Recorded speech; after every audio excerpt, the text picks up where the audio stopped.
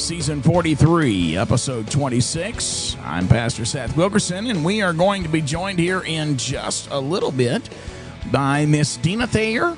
She's going to talk to us about how kids can avoid the summer slope and enjoy fun in the sun, and how to have a successful summer without losing progress with your children, both with education and other things. So you don't want to miss that. Coming up here later on in the program.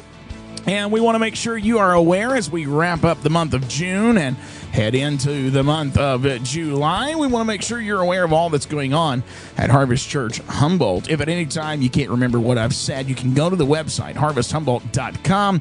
Our weekly schedule can be found right there. But coming up this weekend, we do have a big weekend. We've got worship at 10 a.m. on Sunday.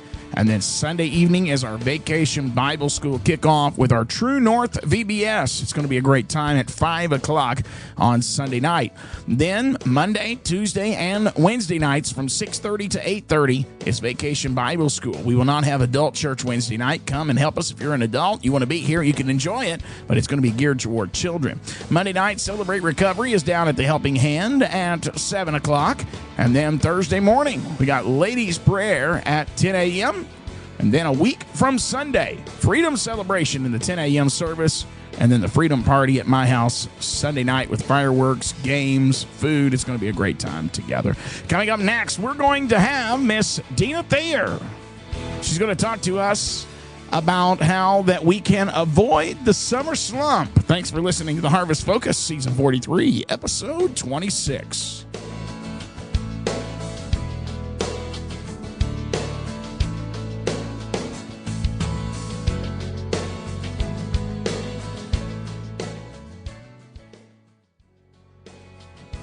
We are joined on the phone today by Miss Deana Thayer, who has a Master of Education, and she is a speaker, author, and she talks about parenting a lot with focus on the family. And Miss Deana, we appreciate you taking time for us on the Harvest Focus today. Well, thanks so much for having me to the conversation. Yes, we're going to talk about the summer slump, and we don't want that to happen in our kids' lives and education, even in particular education. And I want to start out with understanding the problem. If we can start there, Ms. Thayer, is there an age group that's the most vulnerable to the effects of summer learning loss? Great question. It actually affects students of various ages levels, but what we're learning is that the earlier we can catch it, the better. Okay. And that's, depending on which study you're reading, there's up to 3/4 of kids in elementary years who are having some kind of decline over the summer, whether that's math or reading. And the bummer about that is that's a cumulative effect. So, for example, by 5th grade, if a child has had some decline over all their elementary years, they could end up 2.5 to 3 years with their peers. So it's pretty significant. So are there long-term consequences that we see sometimes that happens because of the summer regression? Yes, some of the long-term consequences are, any of us who've been parents know, it starts to really matter. GPAs and those transcripts start to really matter in high school. So the reason eager to educate parents about this who might have youngers is because we do see again that effect. And by high school, about 2/3 of achievement attributable to a cumulative summer learning loss. So it is a big deal. What you can see is if that happens and then you're in high school and you're struggling, say you are that 2.5 academic years behind some of your classmates, this can really impact whether you can get college that you're hoping for, and then, of course, even later job opportunities. So there are some significant future implications. So let's talk about some practical solutions, because obviously if we hear this, we will be concerned as parents, as we should be. What can parents do to maybe kind of set the tone for a balanced break? Obviously, you want them to have a good summer, and you don't want them to feel like they're not getting a summer, but we don't want to regress as well. Absolutely. I appreciate you saying the importance of having a summer, because I want to encourage parents to, yes, let's look at the solutions. How do we incorporate some activities that include some cognitive thinking and some logic puzzles or a little bit of this academic stuff without your kid in front of a worksheet at the dining room table in July. Nobody wants to do that. So what I really suggest is incorporating this into some of the things you're doing anyway in your Okay. summer. Maybe you have an outing planned to the zoo, for example. Great place for really all the elementary years. If you've got littles who are just learning about colors and numbers, you can ask what color is or how many giraffes are in the enclosure. If you have older kids, make it into a fun little spelling bee. Stump them with trying to spell rhinoceros or hippo or something. That can be super fun. Other ideas are escape rooms, which are cropping up all over the country, and they Yes. encourage them outside of the box thinking with logic puzzles. And what I love is some escape rooms now will tell you which rooms are friendly. So you can do one that's going to be more accessible for your kids, which is so nice. But I also want to encourage families who maybe already have vacation plans. How do we incorporate this? We're going to be traveling. I really encourage one of the things that gets skipped. We think about math and reading pretty easily, but one of the things that's overlooked is writing skills. Okay. So if you have your child keep a little travel journal on their vacation, great way to keep up their writing skills and plus record some of their favorites. So those are just a few ideas that you can kind of fold into what you already have maybe going on this summer. Miss Thayer is joining us today. She's a speaker, author, and she talks a lot about parenting as well on Focus on the Family. Appreciate her taking time for us on the Harvest Focus. Miss Thayer, how important is it to have a schedule or a routine during the summer? And if so, what does a healthy routine look like? I really encourage some semblance of the continuation of a routine. Kids actually thrive on that kind of structure Sure. and consistency in their work.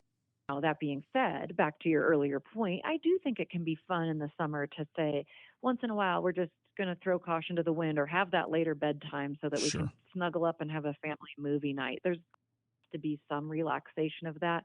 Kids need to learn about those rhythms and that sometimes we take a purposeful and intentional break from those rhythms. But what's valuable about keeping some consistency over the summer is when we go back to school, it's not such a shock to their system. So Yeah. what I recommend is on the days that you are home, keep some semblance of normalcy in terms of wake up times and meal times and bed times, and maybe incorporate outing, incorporate some of these ideas we've talked about, but then leave room for the times when you need to say, hey, we're on vacation. So yeah, we're staying up late and we're sleeping in as well. Yeah. There's that balance piece that's so critical. Now, do you recommend? I mean, there's a lot of different feelings out there, so I may be asking a loaded question here, not trying to, but do you recommend educational screen time or apps? And if so, are there any that you could recommend to the listeners today? Oh, that's a great question. So I actually was pretty minimal on screen time with kids, but I'm definitely not anti. Sure. So I think you could perhaps use some. Now I'm an empty nester, so I'm not going to have amazing recommendations Okay. for people with young kids right now. But Sure. what I do love about this is if you're a family who does some screen time in moderation, perhaps having it be educational screen time is a way that helps mitigate some of the concerns you might have around it. Another suggestion I would offer is to tie that privilege of screen time to the responsibility of keeping up the academic skills. So, for instance, you could say, for every minute that you read today, I'll offer you that many minutes of screen time. Okay. And that just ties that privilege and responsibility together, but maybe gives them a chance to do some learning online and get a little break from their actual books. Yes. And parents know every child is different. You can have 5 different children and they're all going to learn differently. I don't understand that, but it is just the fact of the matter. I've got 2 and both of them are very different. And I've had to learn, even just in common parenting, I have to go about things different with both of them. So that being said, you're going to have reluctant learners. There's going to be somebody that's going to be listening to this and say, but my child pushes back on everything that seems educational. What advice would you give to that parent who is struggling with that child in the summertime that just really don't want anything to do with something that resembles school? Because there definitely are those kids where this just Yeah. isn't going to be what they would personally choose in their free time. You're absolutely right. So 2 things. Number 1, I suggest offering choices where you can, but being clear where there is not one. So let me give Okay. an example. Say you want to work on your kids with the alphabet a little bit. Just you've got younger ones and you want to keep those letter skills up. So Yeah. you let them know working a little bit on the alphabet today is not optional, but how we do it is going to be up to you. And then you give them a Gotcha. little buffet of choices. Would you like to do a little bit in this workbook? Would you like to play? I had a very kinesthetic child, so I would say things like, "You're welcome to lay on the ground and make the letter K with your body," Yeah. or we'd put shaving cream on a cookie sheet and let him trace letters with his fingers so he could get that different sensory feel. So there's ways you can go about it where they can have some choices. I could offer those things. Do you want to lay on the ground and make that? Do you want to do this with your hand? Do you want to do a workbook? Give them choices, but the working on it itself isn't an option. So parents can get really clear on that. And then the second thing is you mentioned learning styles. And I do actually encourage parents to avail themselves of the resources that are out there to help yourself learn your child's different learning styles, because that's going to benefit you. When I was homeschooling, it helped me so much. I knew my daughter was going to prefer the worksheet and my son was going to want to go play outside and do something crazy. So we had to kind of mitigate that. And so Cynthia Tobias is a great author who talks a lot about learning styles. So I just say, parents, if you can, get some resources and figure out what is the best way my child likes to learn and how can I maybe tailor some of what we're doing in the summer toward that. It's a very kind thing we can do for our kids. Yeah, one of the things that I've started noticing too, Miss Thayer, is our libraries, our museums, like nature centers, all of those things are doing a much better job now appealing to those children and making it seem fun while they're learning at the same time.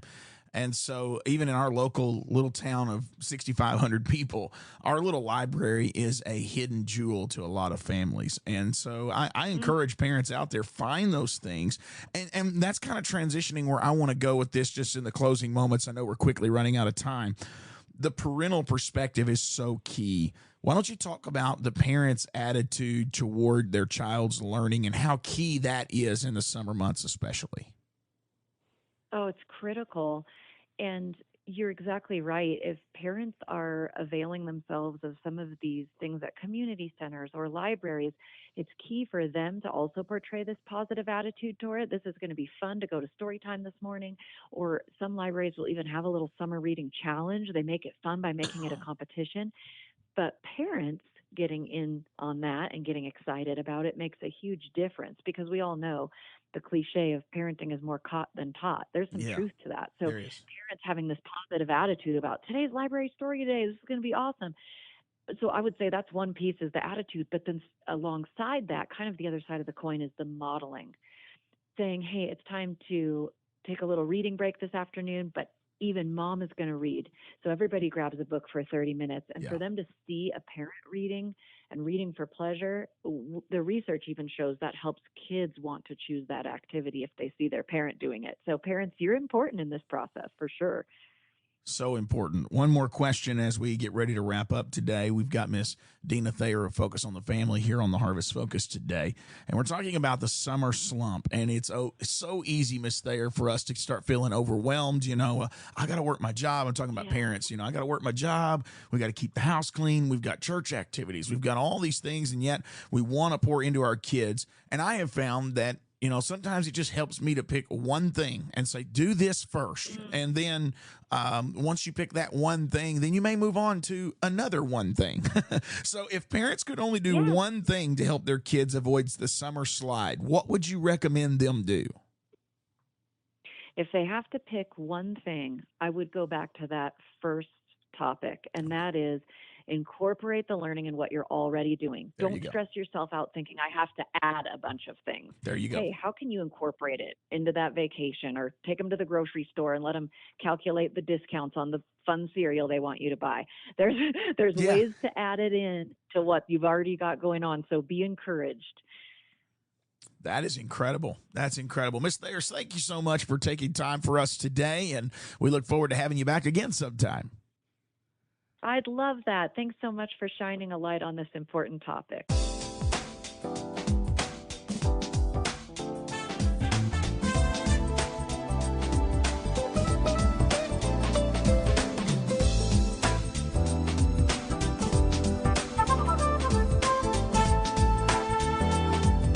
That was Miss Deana Thayer talking about how kids can avoid the summer slope and still have some fun in the sun and enjoy their summer. Hope you have enjoyed the podcast today. Season 43, episode 26. And hope you're planning to be in one or all of our worship opportunities this week at Harvest Church Humboldt. We're conveniently located on the Highway 45 bypass right here in Humboldt, Tennessee. 3401 Bledsoe Road is our address. And we hope to see you one or at least once this week. Maybe you can come to all of our activities. Got a lot of things going on. Go to the website, harvesthumboldt.com. That's harvesthumboldt.com. And you can make sure and know what's taking place and when. Get those kids registered for VBS. Go to our website, harvesthumboldt.com. Click the top picture. It says click picture to register. And you can be pre-registered. It'll speed things up when you get here for Vacation Bible School, Sunday through Wednesday. It's going to be a great time. Bring your kiddos, and we're going to have a lot of fun this week while they learn about Jesus and how that everything points to Him, True North. Jesus is True North, and it's the True North VBS coming up this week. Now, next Sunday, or actually next week on the podcast for episode 27, I'm going to talk about the Great Refusal. The Great Refusal. I hope you will join me next week right here on the Harvest Focus. Until next week, God bless you, folks. Thanks for listening.